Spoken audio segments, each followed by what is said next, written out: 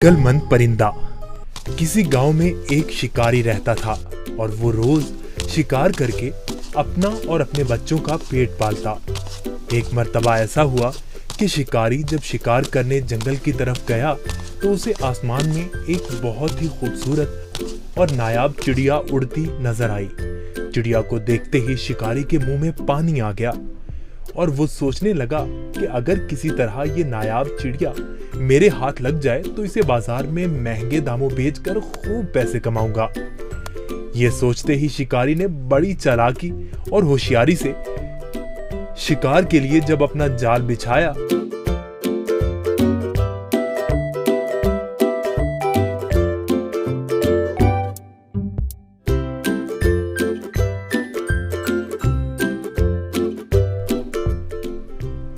तो उसमें वो खूबसूरत चिड़िया फंस गई। चिड़िया को जाल में देखकर शिकारी अपनी इस कामयाबी पर बहुत खुश हुआ और दिल ही दिल में इस चिड़िया को फरोख्त करने के मंसूबे बनाने लगा। चिड़िया जाल से बाहर निकलने के लिए खूब फड़फड़ाने लगी, लेकिन जब चिड़िया की सारी कोशिशें नाकाम हो गईं और उसे जाल से आजाद होने की कोई सूरत नजर ना आई तो उसने मायूस होने की बजाय बड़े इत्मीनान से शिकारी की तरफ देखा और कहने लगी, और भले इंसान, जरा मेरी बात तो सुनो।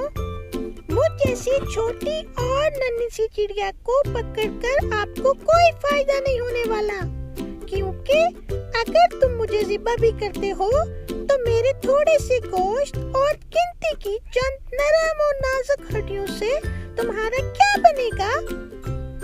और अगर तुम मुझे बाजार में फरोख्त भी करते हो तो तुम्हें कितने रुपए मिलेंगे। लेकिन तुम मेरी बात मानो और तुम मुझे इस कैद से आजाद कर दो तो मैं तुम्हें इसके बदले 3 ऐसी कीमती और अनमोल नसीहतें करूंगी जो हमेशा तुम्हारे काम आएंगी। इनमें से पहली नसीहत मैं तुम्हारे हाथ पे बैठ के करूंगी और नसीहत ऐसी होगी जिसे सुनकर तुम्हारा खून और बढ़ जाएगा। और दूसरी नसीहत दीवार पर बैठकर करूंगी जो बहुत ही आला और कारामद होगी।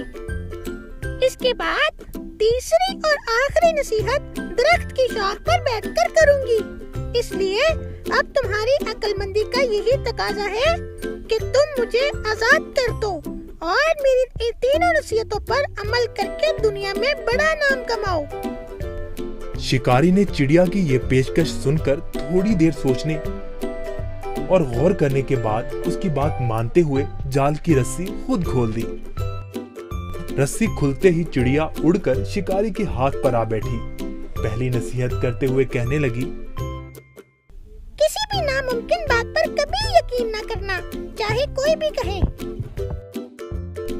ये बोलकर चिड़िया अपने वादे के मुताबिक फिर उड़ी और दीवार पर जा बैठी।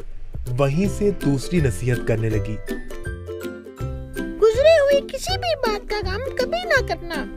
मेरे इस छोटे से वजूद में 10 दिरहम का एक ऐसा कीमती मोती है जिसकी मिसाल पूरी दुनिया में कहीं नहीं।